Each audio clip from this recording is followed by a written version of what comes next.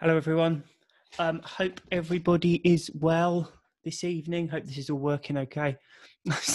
Still get really worried from that time that I sat there and talked to myself for an hour. There's not many questions tonight, which is good because I've just come back from a short break and we just travelled back today. So an early finish would be lovely. Although saying that, when I get into my stride, I usually keep going for a bit anyway. So funny enough, there's two questions tonight about relationships. So I thought I'd lump them together and deal with them at the same time. The first one is, I keep going back to day one as I live with an alcoholic fiance who I'm planning to get rid of at the end of December. I told him that I will not support his habit and he gets quite upset because I say I will not buy him alcohol. So William, I think that you shouldn't be with another alcoholic if you're battling yourself. As we are not married, I can ask him to move on. I can't do it anymore. He uses his money for alcohol and then doesn't contribute to the monthly household expenses. His family told me he was an alcoholic for many years, but they wanted me to find out for myself. So I'm not the best person in the world to be talking about relationships at all. Let me be completely upfront about that. But in terms of living with an alcoholic, I think it is likely to be fraught with difficulties. It's useful, I think, if we run through the basic mechanics of what happens when you drink alcohol. So I've said this many times before, but I think it's useful to keep reiterating it. Alcohol is a chemical depressant. It's a sedative. So it decreases or inhibits nerve activity. Okay, so that's why when you drink, you feel slightly dulled, a bit tunnel visioned, a bit more relaxed. But the problem is the brain is reactive and the brain seeks to maintain a kind of a constant chemical balance. So when you drink alcohol, which is a sedative, it reacts to that and it tries to counter the sedating or depressing effects of the alcohol.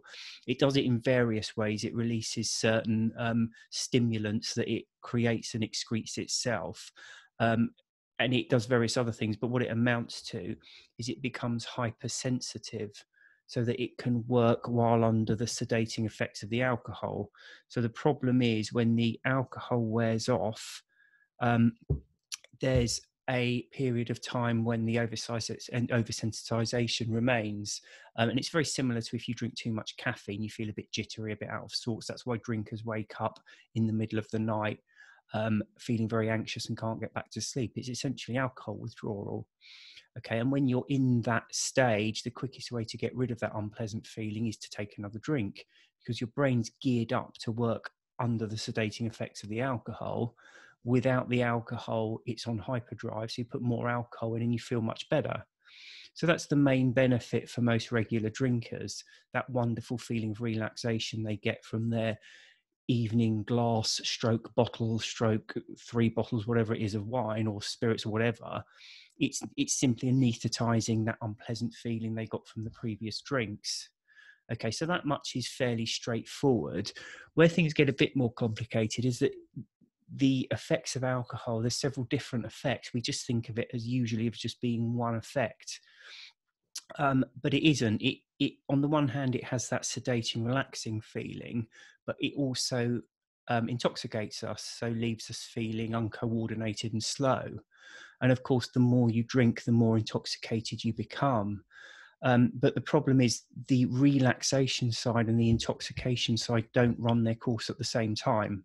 They run their course at different times. And what happens is the intoxication outlasts the relaxation feeling.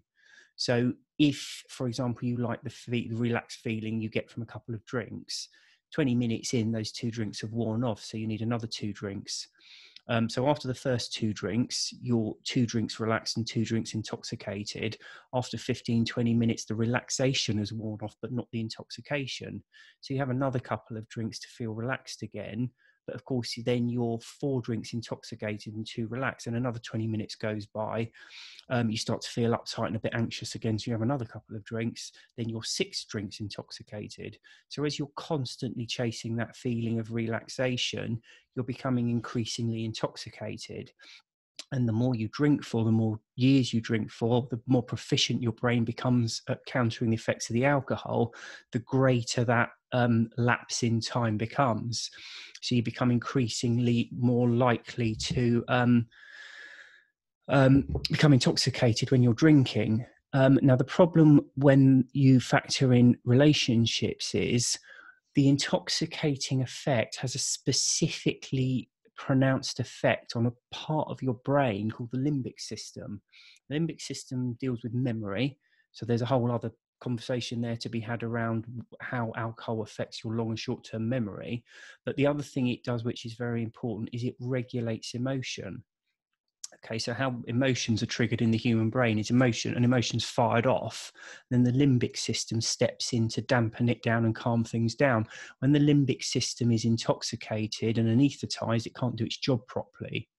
Okay, so any emotion tends to run amok and just not stop. It just fires off and gets increasingly bad. Okay, that's why drinkers tend to lose their temper very easily. They become very introspective, and you come up with those very stereotypical images of people sort of crying into their drinks and becoming very emotional. Drinkers are hugely over emotional for that reason. So to go back to the original question, the problem with living with someone or having a relationship with someone who's drinking heavily, and you specifically say alcoholics, so I'm assuming it's someone who's drinking daily a lot, they will be going through certain separate phases. They'll be waking up in extreme alcohol withdrawal, so they'll be feeling very timid and afraid and anxious. They will then start drinking to anaesthetize that. But because they're drinking a lot quite quickly, they'll very quickly become intoxicated, and then their emotions will be running amok. So they're extremely volatile people to live with because they're waking up in absolute bits from the previous drinking. But as they start drinking again, their emotions can't be regulated. So when they lose their temper, it gets blown out of all proportion. So they're extremely difficult to people to live with and have a relationship with. That's just a basic thing. The question really, though, is about that you're battling with alcohol yourself. Now, I always say that your sobriety has to come from within and it has to be reliant on nobody else. Okay, you can't make your sobriety reliant on this person drinking or not drinking. One of the reasons people struggle when they're living with people who drink is because it can trigger them. But I always kind of struggle with alcohol and triggers anyway, because 80% of the population drink. So when you talk to friends, when you talk to colleagues, when you talk to relatives, when you look on Facebook and Instagram and any kind of social media, when you put on the TV or open a book or listen to music, there's always people drinking. So your sobriety has got to be bulletproof. It's got to be impenetrable to triggers. Okay, and I've spoken several times about how we can do that, but I don't necessarily think that living with someone who is drinking need be the end of that relationship. How it normally works is a relationship is based on two people coming together and getting on well with each other. And of course you have arguments and you don't always see eye to eye on things. That's just completely normal. But overall, it should give more than it takes, and you should be there to support one another. And one of the things you need is to have something in common. Okay, so if you don't have much in common, the relationship's not going to survive. Now, the trouble is a lot of the time when people get together because they're drinking together, that's the only thing they have in common. So if one or either or even both of you stop drinking, what do you do? And it might be that you both stop drinking or one of you stops drinking and actually you find other things in common to keep you together. Or it might be that you don't. And that's very much dependent on the individual relationship. So it's very hard to specifically say, but I think you do need to bear in mind that people that are drinking are extremely difficult to get along with anyway. And if you are in a relationship and one or either of you, where you come together because you've been drinking and there's no longer alcohol involved, there needs to be some kind of commonality for that relationship to survive. If it's just based on alcohol and then one or either of you quit and you've got nothing else in common, then obviously there's problems with that relationship. The next question, slightly briefer, is my question is, does stopping drinking make a relationship dull, or is it something else in the backdrop? I don't think stopping drinking makes a relationship dull at all, be it a relationship or a friendship or anything. it can, when you're addicted to alcohol, when you need alcohol, and I'm not just talking about addicted in, chemical dependence, but if you are someone who has to have alcohol to socialize, and I don't know, probably 70% of the population of the UK and Ireland and Australia and America probably do have that. That's a psychological dependency on alcohol. You're reliant on alcohol to go out and enjoy yourself. So absent the alcohol, that experience can feel dull, not because it's dull, but because without your drug to support you, you can't find any joy in the occasion. So no, not at all. Stopping drinking doesn't make a relationship dull. It can make a dull relationship appear exactly what it is, which is dull, whereas the alcohol may have provided some kind of thing to do together, not particularly positive thing to do together. And then absent that relationship then may have problems. But no, if you have two people who like and respect one another and get on very well together and support one another, take alcohol out of that, that's not going to be a problem at all. The next question, thank you. I'm a big fan of yours, and I'm currently reading Nicotine Explained, and have read your Alcohol Explained. I didn't have a ciggy for 5 weeks and then caved on Saturday, very annoyed at myself, but I'm doing great again. Can you please explain to me? I get a craving as a fantasy, but what's that horrible crave feeling I've had for weeks that comes over me where my body just really wants one? It's like it needs one, even though I don't. I'd have to go over the whys to stop myself having one. I hope this makes sense. So the point with cravings is, and I've done a blog post on this, so it might be worth going on the website and having a read of it. Cravings are made up of different things. It starts with fantasizing, but then it moves on quite rapidly to entertaining the possibility of having something. And then you can move into a stage, and I think this is probably what's happening here, where the subconscious actually jumps in and make a decision. There's a lot of psychological tests been done to show that a lot of what we think are conscious decisions aren't conscious decisions at all. The decision's actually made. So if you're going through a thought process and you think, I don't know, I'm going to get a takeaway tonight, and you think you consciously make the decision here, actually the decision was made 30 seconds ago by your subconscious, and all your conscious mind is doing is just playing catch up and looking for an excuse to go with that. So it sounds like that what might be what you're doing there. You're getting quite far down the craving process. So your subconscious is actually making that decision that you're going to have one, and you're just kind of delaying the moment until you think of enough excuses to do that. But as I say, it might be worth going on the website and just having a look at that recent post on cravings. So this is an interesting one. Hi, William. I've read Alcohol Explained 1 and 2, plus Diet and Fitness. All the books are being read at the moment, aren't they? Have successfully been alcohol-free for 80% plus this year, but occasionally chose to drink beer at weddings and other celebrations. I was alcohol-free last Christmas and New Year, plus the year before, and will be again this year. I've just had an epiphany. Why would an intelligent adult who has some control and a good period of sobriety willingly choose to drink a poisonous carcinogenic ethanol? I think we sugarcoat the topic when we call it alcohol. Please discuss on your next live. Society condones and promotes the drug addicts who consume the legal drug alcohol. It's okay, everyone's doing it. It's just some people who can't drink responsibly. Might be time we called it ethanol addiction. It's a little like sniffing petrol or glue when you think about it, and that is not at all condoned by society.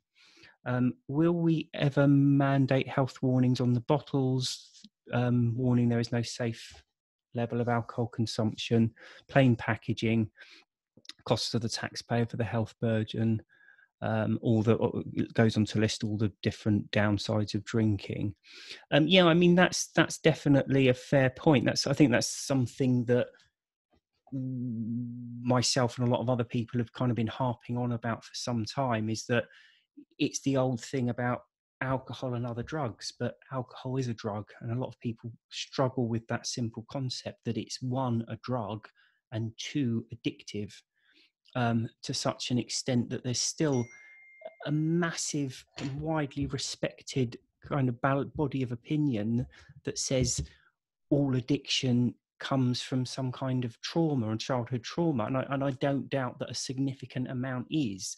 But to say that all of it comes from that is saying that there's nothing wrong with the drugs in question themselves, and that if you could somehow find someone that's free of trauma, they couldn't become addicted to things, which really doesn't make any sense.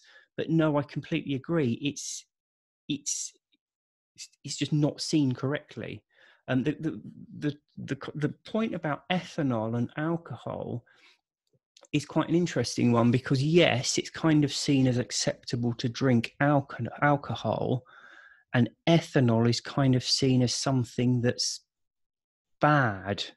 You know, like we refer to ethanol as almost like petrol, and a lot of people will refer to it as ethanol addiction to try and paint it in a picture that it's not acceptable. But interestingly, alcohol is an umbrella term for lots of different chemicals, one of which is ethanol.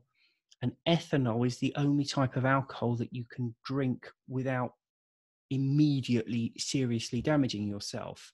So actually, from a chemical perspective, it would be kinder to call it ethanol, because ethanol is the one that is the least destructive, whereas alcohol is an umbrella term which refers to a lot of other chemicals, most of which are even more poisonous than ethanol. So it's a bit of a mixed up situation. With regard warning on the bottles, I think we will end up there at some point.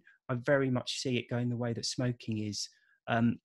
Give it 50, 100 years, and I see alcohol as being where smoking is now, where it's really pushed out to the periphery, and there's health warnings plastered all over it, and it's much more looked down on than it is at the moment. But it's still a massively misunderstood substance, to such an extent. I'm not so sure if I think this might be a bit more familiar to people in the UK, but Adrian Charles, who did a program a couple of years ago, he was a heavy drinker, and he did a program kind of supposedly taking the lid off drinking and looking at heavy drinkers. He did an article not long ago in The Guardian, and he was basically, his point was, I've cut down massively on my drinking, I shouldn't be judged for that.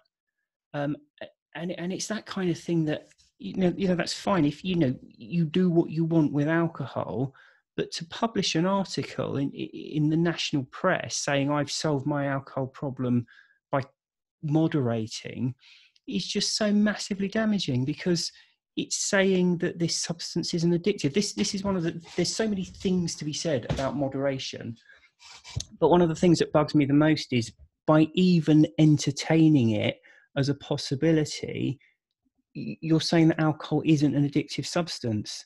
You wouldn't try and moderate heroin or cocaine or methamphetamines or cigarettes, but you moderate alcohol because it can only be because it's not addictive. So you immediately have that massive problem. And the second huge problem with it is it's saying that it's an important part of your life. You can't give it up. So the point is, it is a drug and you can do very well without it. So to moderate means you haven't quite got that mindset yet. The other point as well, with all addiction, the life cycle is usually people start taking it out of curiosity or because their friends are doing it. And then the experience seems pleasant. And I could talk a long time about whether the experience is genuinely pleasant or whether it's just the situation you're in. But park that for the time being, because I don't have time to go into all that as well. But then what happens, you start taking it regularly, and then you become dependent on it, and you take it more and more as you need an increasing amount to get the same effect and to relieve the unpleasant after effects from the previous dose. And within a fairly short space of time, it becomes apparent that it's a problem, it's unpleasant, it's causing you much more issues. But the problem is the life cycle doesn't then just move to quit, it moves to attempting to moderate, attempting to control the substance. And that's the problem with it. That period of attempting and usually failing to control it is often the most heartbreaking and damaging of the entire cycle, because it's the individual is just constantly getting it wrong and unable to do it and scratching their head wondering what's wrong with them. Whereas of course there's nothing wrong with them. They're just taking an addictive substance. When it wears off, it creates the hunger for the next dose. So when you take it, you have to keep on and on and on taking it. The article was particularly strange because I think the point he was trying to make is there's the old AA thing of the disease theory where there's something wrong with the individual, but actually there's a different way of looking at it, that everyone who drinks has got a problem. You're on a sort of a spectrum of how addicted you are. But then his conclusion was, well, I can jump back because I'm not accepting the disease theory, so there's nothing actually wrong with me. I'm on the spectrum and I've slipped down a bit, but I can go back. But the fact of the matter is, addiction is a learned process. Okay, when you learn that unpleasant feeling that starts building up in you when you finish an alcoholic drink, when you learn that feeling can be relieved by another alcoholic drink, you can't ever unlearn that. That's learned behavior. And from there on after, whenever you have an alcoholic drink and it starts to wear off, you will want another one. So I'm totally with him that it's not a disease, i.e. something wrong with the individual. It's the substance that's at fault. But I just don't quite get where he made that faulty jump in logic to say, therefore, I can backtrack to a period before I was properly addicted to actually drink occasionally. And it's just a huge problem, because part of what I'm trying to do is explain to people why it's so difficult to have an easy relationship with alcohol, because as one dose wears off, you want another dose. It really is that simple. And if you can take someone who's got a problem with alcohol and explain that to them so that they completely bypass those years and sometimes even decades of heartbreak and misery of trying to moderate something that just cannot be moderated because it is a drug, you can take them past years and years of misery. And don't forget, people who quit are always happy that they've quit, because when you get past it and learn to live your life, the good and the bad, without drinking, life's massively better. So to publish an article like that was absolutely ridiculous. But anyway, so this is a good one. What would be the best thing to remind myself of if considering drinking? I know there's hundreds, but what would be the most powerful reminder not to? Dawn is on Wednesday, and I'd like to ask her this, but for me, and I can only say personally for me what it is, but the one thing that always stopped me wanting to even want an alcoholic drink was the thought of waking up at 3 or 4 in the morning, just feeling that mix of feeling exhausted but also really wide awake and anxious. And that's, for me, that's the great gift that alcohol gives. It's that horrendous mix of feeling anxious and exhausted at the same time. That's nothing that we ever experience in nature, because usually if you're anxious and afraid, or you have a great shock and your adrenaline's pumping, you feel anxious and uptight but awake. And on the other hand, if you're really, really tired, you tend to feel really relaxed. And alcohol is the only substance that manages to give you both horrible things at the same time. So even though you're absolutely exhausted, you can't sleep. And that was the thing I used to hate. And that's what I always come back to. And that's why even now, looking at Christmas, and it's very easy to sort of envy normal drinkers at Christmas, but I don't envy them, because I see every time I see someone having an alcoholic drink, I think, you're not going to sleep well tonight. You're going to wake up and be lying there anxious and twitchy and feeling horrible, whereas I'm going to be fast asleep. And that's the thing that always brings me back. That's the big one for me. There's so many others to talk about, and as I say, I'll try and remember to ask Dawn what her one is. How did you get your brain to finally realise that drinking was abnormal and not drinking was normal? For me, that was just a process of common sense and education. So basically what was in Alcohol Explained and Alcohol Explained 2, just getting to grips with the reality of drinking rather than the hype and all the nonsense. What this question goes on to, which is very, very interesting question. I've met a few folks that were everyday heavy drinkers, tried stopping and have stopped, but started on big weekly binge drinking to blackouts every 2 or 3 weekends. They say it's not planned and or driven by hard times. What may be the thought behind this?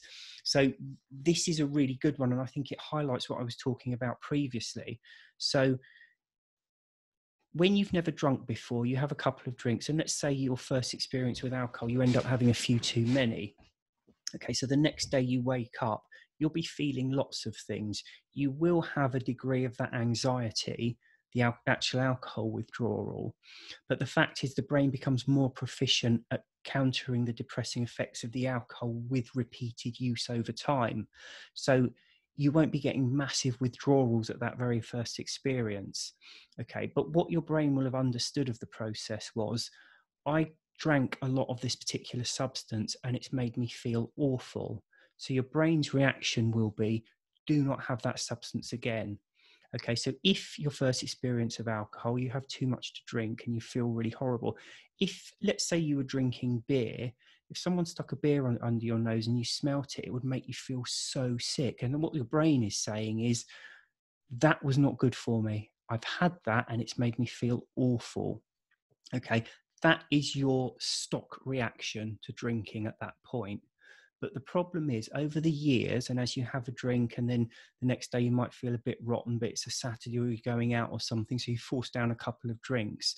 What happens is your brain starts to reinterpret things, because if you wake up with a hangover after you've been drinking a few years, so say you go out on a Friday night, say you've been drinking 4 or 5 years now, you go out on a Friday night and you have a few too many and you're feeling a bit rotten the next day. So your brain again is at that stage of thinking, it's telling you, okay, we drank this substance, it's made me feel ill, so I'm going to make you repulsed by it.